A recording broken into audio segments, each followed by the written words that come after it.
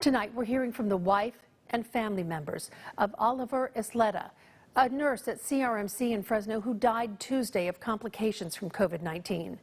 As Julia Lopez explains, his wife and three sisters are struggling to come to terms with the death of a man who gave his life trying to save others.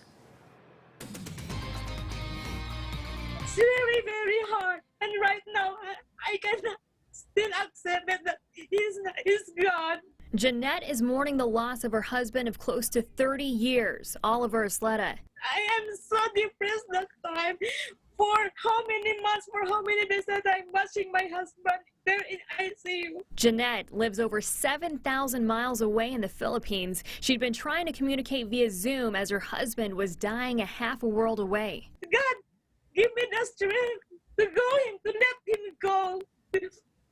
So that he will not suffer anymore. Isleta leaves behind three sisters. They live in different parts of the world: Australia, Canada, and also Fresno. Oliver checked into Clovis Community on July 16th when he first got sick. He was transferred to CRMC on July 28th due to lack of an ICU bed. They conferred with family members via Zoom and decided to take him off life support, but not before his work family could pay their final respects. We just waited for his co-workers because they wanted to see him because they love him so much.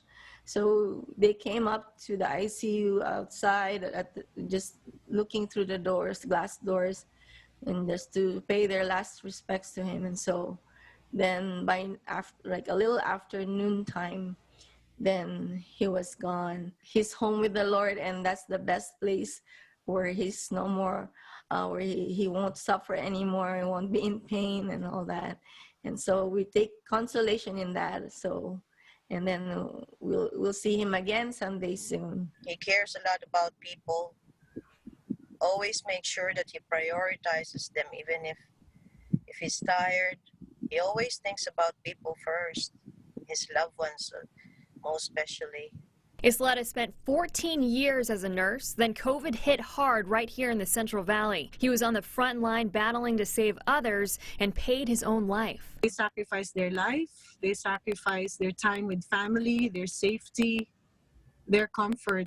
And just the same as my brother Oliver, even though he was scared, he had to keep on going because it's his service to the patients. Oliver's love is unconditional.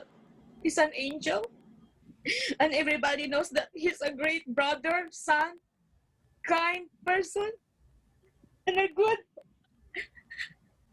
friend.